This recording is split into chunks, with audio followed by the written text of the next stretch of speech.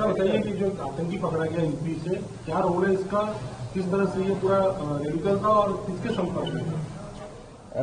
Gujarat ATS continuously Bharat के किसी भी हिस्से में अगर कोई टेरर एक्टिविटी करने का प्रयास करता है तो उसको पकड़ने के प्रयास करती रहती है। इसी सिलसिले में गुजरात एटीएस के डीवाईएसपी श्री हर्ष उपाध्याय को एक इन्फॉर्मेशन मिली कि एक फैजान नाम का बंदा है जो मूल रामपुर यूपी का रहने वाला है और अभी लगभग 3-4 साल से नवसारी में रह रहा है। वो दर्जी के व्यवसाय में शामिल है।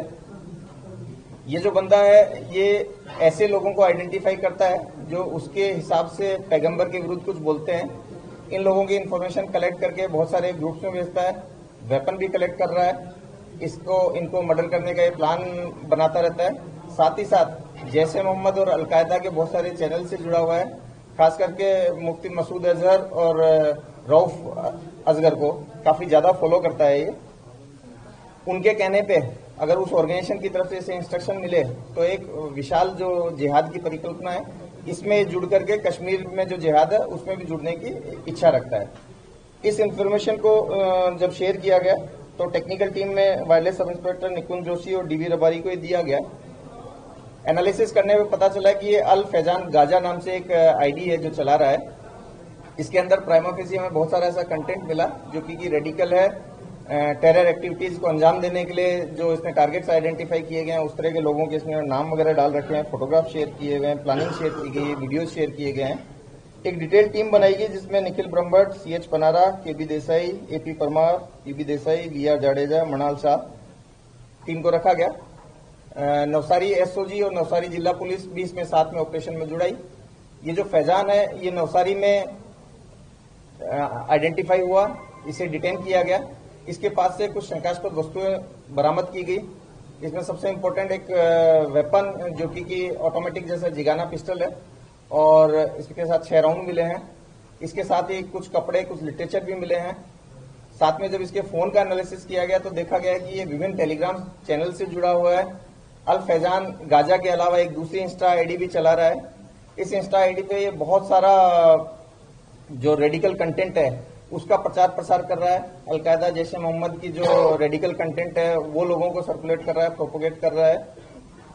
साथ ही जो भी लोग पैगंबर के विरुद्ध कुछ बोलते हैं उनको मारने की जो इसकी इच्छा है उसके तहत ये वेपन प्रोक्योर कर रहा है। साथ साथ उन लोगों के नाम, उनकी फोटोग्राफ्स वगैरह कलेक्ट करके दूसरे ग्रुप्स में भी ये शेयर करता है। तो ये गुजरात कब आया और क्यों आया और अभी सब क्या ये लिस्ट में कोई गुजरात का भी नहीं, इसमें अभी तक जो है ये गुजरात में जो बताया कि ये दर्जी काम से आया था, पिछले 3-4 साल से रह रहा था, मैंने पहले आपको बताया। और ये जो लिस्ट में है इसमें प्राइमा फेसी गुजरात का कोई बंदे का हमें नाम नहीं मिला है। हाँ, ये जरूर है कि ये जो जैश ए मोहम्मद के जो मेन बड़े टेररिस्ट हैं इन लोगों से जुड़ा हुआ है। खास करके ऑपरेशन सिंदूर के बाद की जो स्थिति है उसको देखते हुए इस तरह के जो लॉन वुल्फ हैं जो कि किसी टेररिस्ट ऑर्गेनाइजेशन के इशारे पे यहाँ पे कोई टेरर एक्टिविटी एग्जीक्यूट करें तो ऐसी ये मानसिकता रखता था और इसको समय रहते हुए पकड़ा गया। इसके साथ में इसके टेलीग्राम के जो चैटिंग्स हैं उससे एक मोहम्मद अबू बकर नाम के बंदे की भी पहचान हुई है, आईडी की पहचान हुई है बेसिकली अभी तक, जिसमें भी ये लोग आपस में फरतुल्ला गोरी, मसूद अजहर और दूसरे टेररिस्ट लोगों के जो वीडियोज हैं वो एक दूसरे के साथ शेयर करते थे। दूसरे बहुत सारे टेलीग्राम ग्रुप हैं जिसमें ये जो अपने टारगेट्स थे उनकी इंफॉर्मेशन शेयर किया करते थे और ये आगे उनको मारने का प्लान बनाया करते थे। देखिए, जितने ये जो केस है ये यूएपीए, बीएनएस और आर्म्स एक्ट के सेक्शंस इसमें लगाए गए। यूएपीए के सेक्शंस एनआईए के शेड्यूल ऑफेंस में आते हैं तो ये बाद में डिसीजन इसके बारे में होगा। सर, कौन सी कोई घटना थी जिसकी वजह से ये रेडिकलाइज हुआ, ऐसा कुछ जानने आया? अभी इसका हम रिमांड लेकर के कल रात को ही वापस यहाँ एटीएस पहुंचे हैं। ये प्राइमा फेसी ऑनलाइन रेडिकलाइजेशन का एक एग्जाम्पल लग रहा है, परंतु डिटेल इंट्रोगेशन से इसके साथ खुद ऐसा कोई घटना हुई होगी वो हम आपको फॉलोअप में बताएंगे।